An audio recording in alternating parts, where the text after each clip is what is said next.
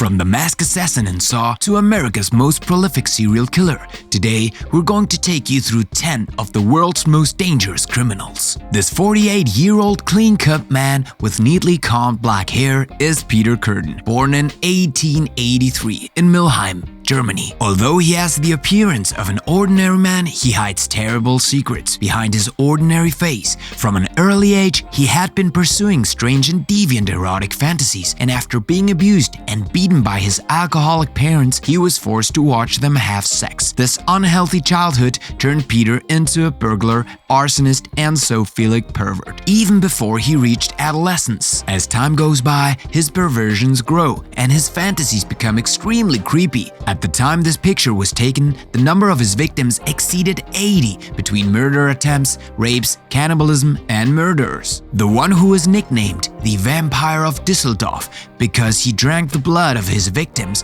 became the most famous serial killer in Germany and one of the most dangerous criminals in the world. If he had not been arrested and sentenced to the guillotine in 1931, he would certainly have extended the list of his victims. What is even more frightening about this terrible criminal is that until his last breath, he never showed any remorse. Now we come to Jason Barnum, who has a spine-chillingly awful appearance, and there's good reason for it. His tattoos on his body, on his skull, and on his face are terrifying, but it is especially his right eye tattoo in black that is the most frightening, this very eye that even earned him the nickname of Eyeball. And if his appearance doesn't terrify you, wait until you learn more about his criminal pedigree. In fact, Jason is addicted to heroin, and this terrible addiction drives him to get his daily fix by any means necessary. He starts stealing cars and then robbing houses, even in the presence of their owners, to pay for his drugs. Fortunately, his burglaries did not go unpunished for very long, as in 2012, the police managed to locate him in a motel in Alaska. However, instead of surrendering when he is pulled over, he goes on a killing spree. He opens fire at random and ends up wounding a police officer. Luckily, the police officer survives his injury and even manages to arrest this unpredictable madman, who will be described by the world's media as one of the most dangerous criminals in the world. With 33 charges, including vehicle theft, burglary, and attempted murder in 2015, he was sentenced to 22 years in prison, an exemplary sentence that makes him regret his actions, as he stated after his trial. "What I did was wrong. I apologize to the people I caused pain." The man in the photo is Jeffrey Dahmer. He is one of the most dangerous and sadistic serial killers in the world. Yet, he had a seemingly normal childhood, but as an adult, after a brief stint in the US Army, Jeffrey began to have dark and sordid sexual desires.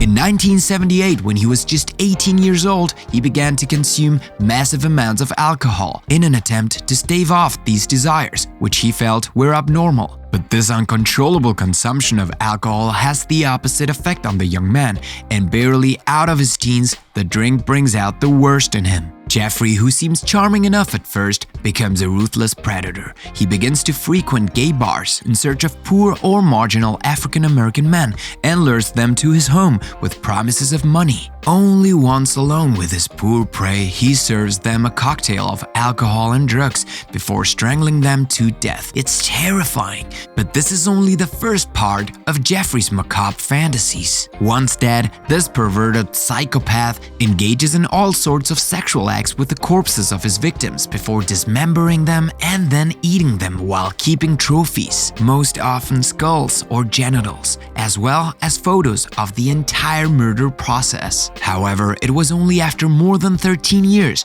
and after having murdered 17 men that the Milwaukee cannibal was finally arrested and sentenced to 16 life sentences. But barely 3 years after his arrest, a fellow inmate who felt that Jeffrey was not sorry for his crimes beat him to death. A horrible end for a horrible man. This image is a collection of all of Samuel Little's mugshots from the time he was 16 years old. They are proof that this man has had a life full of brushes with the law, notably because of an unstable and disturbed childhood due to the prostitution of his mother, who multiplied the stays in prison. The young Samuel, left to his own devices, has the rage and wants to make the whole society pay for his lack of affection. He then begins a real life of delinquency and wandering. He multiplies in his turn the stays in prison through all the American states for robberies, assaults, rapes, as well as attempts of rape. But this is only the tip of the iceberg, because Samuel's desire for revenge on society in general and on women in particular only escalates in the spiral of violence, and his desire for revenge grows stronger with time. Each time he's released, he cannot help but kill women from poor backgrounds, beating them to death or strangling them. In fact, he murdered 93 women until 2012, the year a connection was finally made between unsolved murders and Samuel Little's DNA. So it's not until the age of 72 that the most prolific serial killer in the United States and one of the most dangerous in the world is finally put away with several life sentences. Think the worst criminals are often deranged and unstable people? You will probably change your mind by reading the lines below. The proof is in this family photo. If I tell you that Chris Watts, this exemplary husband and loving family man, is one of the most dangerous, cruel, and vicious criminals the earth has ever borne, you will surely not believe me. And yet, this is the harsh reality. But what crime did this charming-looking man commit? This is the question you are asking yourself now. You think he might be a drug lord or a big fraudster. But the reality is much more sordid than you can imagine. On August 13, 2018, Chris Watts murdered his pregnant wife Shannon in cold blood before throwing his two daughters, 4-year-old Bella and 3-year-old Celeste, into 20-foot-high oil tanks at the drilling site where he worked. But after playing the desperate father and husband looking for his missing family in front of the world, he finally confessed to his horrific crimes 3 months after the fact. Chris Watts' crimes are so gruesome that they send chills down your spine. Shannon and her 2 little girls are obviously gone forever, but we can at least take comfort in knowing that their killer will never get out of prison again. Here is now the ogre of our dens. His perverse delusion is to deflower young virgins, then to kill them. But this unhealthy desire is only a fantasy, which only comes to life in his disturbed mind when he meets Monique Olivier, a demonic woman who encourages him to realize his most repressed desires. It is therefore his wife, Monique, who uses trickery to get young girls into her van before handing them over to her pervert husband. This one makes undergo the worst sexual abuses to these young girls and kills them then to satisfy his most glaucous desires. This diabolical scheme allows Michael Fourniret to make at least 11 unfortunate victims and to become one of the most dangerous and Machiavellian serial killers, rapists, and pedophiles in the world. And this from 1981 until 2003, when a 13-year-old girl trapped by Michael Fourniret manages to escape from the hell van and gives the exact description of her kidnapper, which allows his arrest and his life sentence. Today, Michael Fourniret is still suspected in several unsolved murders, but unfortunately, he will never be charged for any other crime, caught up by death of natural causes last May. Nothing more normal than to entrust your life to your doctor, you may say. This is true unless your doctor is Dr. Harold Shipman. Now you're probably wondering, what is wrong with this doctor that you don't trust him? To better understand, we are heading to Hyde, a small town not far from Manchester.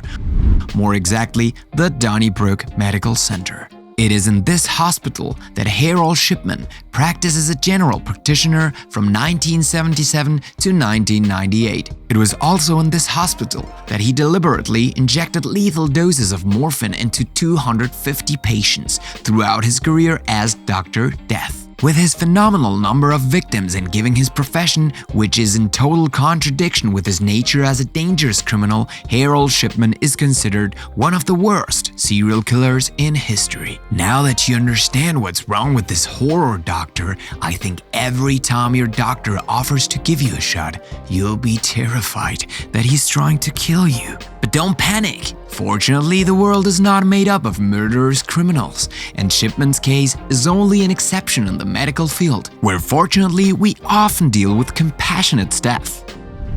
Now we head to Russia to discover one of the most dangerous criminals in the world. His name is Alexander Pichushkin. What he loves most is playing chess and murdering strangers. That's how he came up with the idea of killing as many people as there are squares on a chessboard, or 64.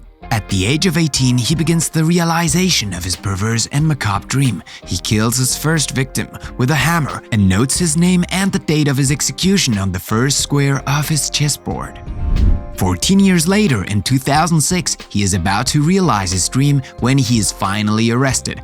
Unfortunately, one could say, after so many years, only 60 squares of his chessboard are filled. This earns him the nickname, the Chessboard Killer, and a life sentence. Like all deranged psychopaths of his kind, even today, Alexander boasts of having been an outstanding killer who, faced with the incompetence of the police, was forced to intentionally leave clues leading them to him. The man's name is Ted Bundy. He is handsome, intelligent, charming, sociable, and eloquent. Since he was young, he has dreamed of making history by becoming a famous lawyer or a famous politician. But in the meantime, he makes bad choices, letting the wild and barbaric beast inside him get the better of him. While he was destined for a good life and an established professional career thanks to his law studies, he savagely assaulted and murdered 36 young women during the 1970s. A criminal career that allows him to make history, but for the wrong reasons, since he becomes famous for being one of the most dangerous serial killers and psychopaths in the world. Thus, instead of becoming a tenor of the bar, he ended up in the electric chair. Surely you have seen this scary mask before. It is the mask of the killer in the horror movie Saw. Why am I talking about a fictional killer in a video about real criminals? Well, you certainly know that some people are likely to be influenced by movies or video games. This is precisely the case of a 19-year-old German teenager. After watching the movie Saw, Fabian Kramer decided to wear the famous mask from the movie, took a kitchen knife, and brutally murdered his 82-year-old landlady with 50 stab wounds. How can you not be horrified that a fictional movie that was supposed to entertain turned an ordinary teenager into a dangerous criminal? These were 10 of the most memorable criminal cases in history. Tell us in the comments which one surprised you the most.